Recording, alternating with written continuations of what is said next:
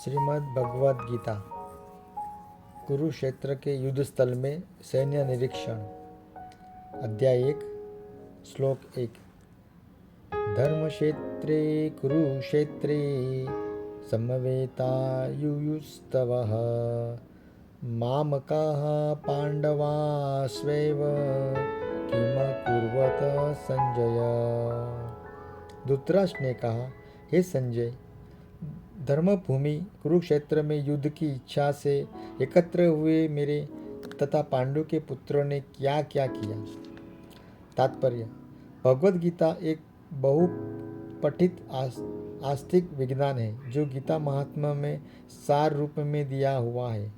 इसमें यह उल्लेख है कि मनुष्य को चाहिए कि वह श्री कृष्ण के भक्त की सहायता से विवेक्षण करते हुए भगवद गीता का अध्ययन करे और स्वार्थ प्रेरित व्याख्याओं के बिना उसे समझने का प्रयास करें।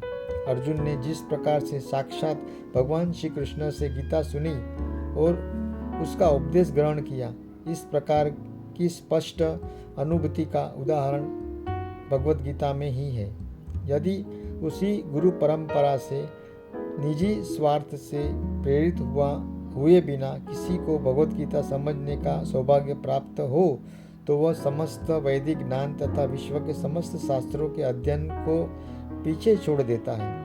पाठक को भगवद गीता में न केवल अन्य शास्त्रों की सारी बातें मिलेगी, अपितु ऐसी बातें भी मिलेगी जो अन्यत्र कहीं उपलब्ध नहीं है। यही गीता का विशिष्ट मानदंड है। स्वयं भगवान श्री कृष्ण द्वारा साक्षात उच्चारित होने के कारण यह पूर्ण आस्तिक विज्ञान ही है।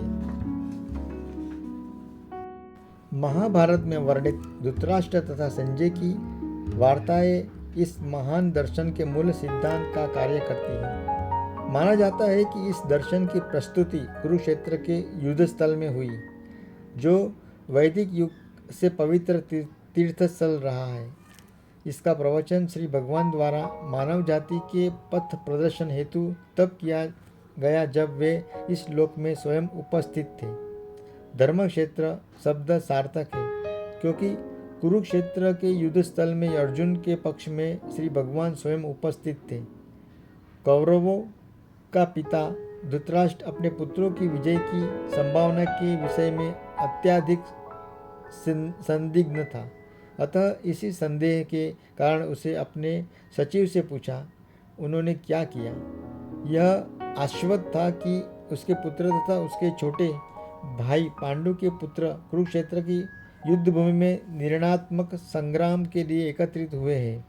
फिर भी उसकी जिज्ञासा सार्थक है। वह नहीं चाहता था कि भाइयों में कोई समझौता हो। अतः वह युद्ध भूमि में अपने पुत्रों की नियति भाग्य भावी के विषय में आश्वस्त होना चाह रहा था। क्योंकि इस युद्ध को कुरुक्षेत्र में लड़ा जाना था, जिसका उल्लेख वेदों में स्वर्ग के निवासियों के लिए भी तीर्थस्थल के रूप में ही हुआ। अतः धृतराष्ट्र अत्यंत भयभीत था कि इस पवित्र स्थल का युद्ध के परिणाम पर न जाने कैसा प्रभाव पड़े। उसे भली भांति ज्ञात था कि उसका प्रभाव अर्जुन तथा पांडु के अन्य पुत्रों पर अत्यंत अनुकूल पड़ेगा, क्योंकि स्वभाव से वे सभी पुण्यात्मा थे। संजय श्रील वासुदेव का शिष्य था, अतः उसकी कृपा से संजय धृतराष्ट्र के कक्ष में बैठे बैठे कुरुक्षेत्र के युद्ध स्थल का दर्शन कर सकता था। इसलिए धृतराष्ट्र ने उससे युद्ध स्थल की स्थिति के विषय में पूछा। पांडव तथा धृतराष्ट्र के पुत्र दोनों ही एक वंश में संबंधित है, किंतु यहाँ पर धृतराष्ट्र के वाक्य से उसके मनोभाव प्रकट होते हैं।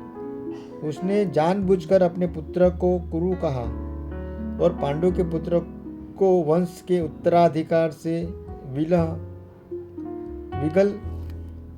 विलग कर दिया। इस तरह पांडु के पुत्रों अर्थात अपने भतीजों के साथ धृतराष्ट्र की विशिष्ट मनस्थिति समझी जा सकती है। जिस प्रकार धान के खेत से अवांछित पौधों को उखाड़ दिया जाता है, उसी प्रकार इस कथा के आरंभ से ही ऐसी आशा की जाती है कि जहाँ धर्म के पिता श्री कृष्ण उपस्थित हो, वहाँ कुरुक्षेत्र रूपी खेत में दुर्योधन आदि धृतराष्ट्र के पुत्र रूपी अवांछित पौधों को समूह नष्ट करके युधिष्ठिर यदि नितांत धार्मिक पुरुषों की स्थापना की जाएगी। यहाँ धर्म क्षेत्र तथा कुरुक्षेत्र शब्द की उनकी ऐतिहासिक तथा वैदिक महत्ता के अतिरिक्त यही सार्थकता है।